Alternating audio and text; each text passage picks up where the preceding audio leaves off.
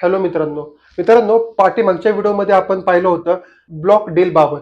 आत्ताच्या व्हिडिओमध्ये आपण पाहणार आहोत बल्क डील म्हणजे काय. ब्लॉक डील सारखे हे सुद्धा large number of transaction, block deal सारखे हे पण लार्ज क्वांटिटी ऑफ शेअर्स चे ट्रान्झॅक्शन असते आणि यालाच आपण बल्क डील असे म्हणतो. म्हणजे बल्क डील मध्ये सुद्धा आपण करोडोच्या क्वांटिटीने ट्रेड घेऊ शकतो आणि या बल्क डील साठी कोणताही स्पेशल ट्रेडिंग सेशन नसतो. रेग्युलर ट्रेडिंग सेशन मध्ये इथे ट्रेडिंग केली जाते.